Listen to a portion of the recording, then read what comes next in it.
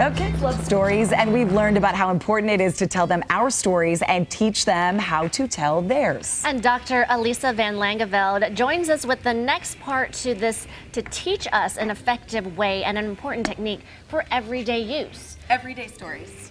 These are not the kind of stories where you are talking about unicorns and fairy tales. These are everyday descriptions of our lives that become our children's memories, our children's stories. So before on the show, we've been talking about telling them our stories. When we were growing up, what it was like for us when we were a kid. We talked about telling them their stories when they were growing up, milestones, achievements, different parts of their history. Today, we're talking about their everyday stories. What happened today? So why is storytelling so powerful for you and for your kids? It's an incredibly powerful technique. First of all, storytelling like this will literally change your child's brain.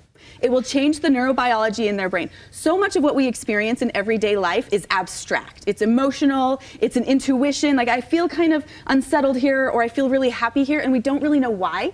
We won't know why, and sometimes that can feel really disorienting until we have some really direct self-awareness and kind of move that through our language. So that neural processing, changing our brain. It also helps our children process their emotions. So if something happens and they're feeling a little unsettled, we can talk about it. They can move through it and be like, yeah, but I'm okay at the end. And then it allows us to connect. Get together, I want to know everything about your day, let's talk about it, I'm here, fully present. Really powerful tool. All right, so what exactly is the everyday story when they don't even say, like, how was your day? And they don't even answer that. Perfect. So how do we get into this? So the everyday story is simply what happened today, and let's go through and step through that day. It is just a simple, short or long description of the day. So I've broken it up into thinking about the beginning, the middle, and the end. In the beginning, one of the strategies is to create a really familiar introduction. So you'll say to your child, I'm going to tell you the story of your day. Or when it's nighttime, I'll say to my children, let me tell you a story about a little girl named Adele. Once upon a time, she lived in a big house with her mom and her dad and her 3 sisters.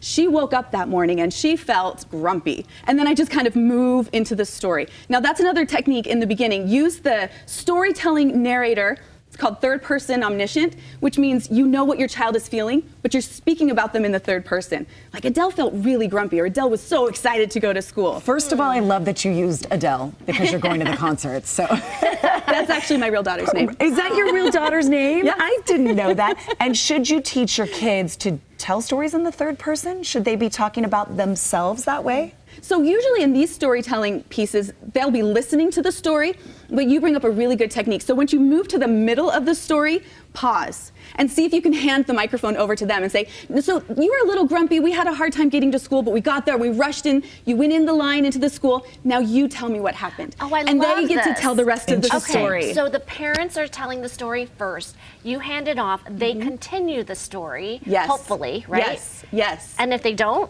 And if they don't, that's okay. So pick it up and say, I think you probably had a good day because I know you like being at school. And after you had first recess, you went outside on the playground, things that you'll know that they did throughout their day without a lot of detail. And if you say it wrong, pause for clarification. Is that right? Did you play with Tess at recess? And let them clarify. That can kind of draw them in. And that's that connection. Back and forth. I want to know everything about your day. Because suddenly they want to tell their own story. They because do you want to tell started that it story. and it gets them past the school was fine. My day was fine. Exactly. And then there's another really important technique here. Include descriptions of the emotions they were feeling. So you say, you were really excited to go to recess. And then they can clarify, no, I wasn't. I was mad because I didn't get to play with my friends, or my class got yelled at because we were too loud. So that you get them to process those emotions through the day. You acknowledge them and they, okay. Also, as you get to the end of the story, include some reframing.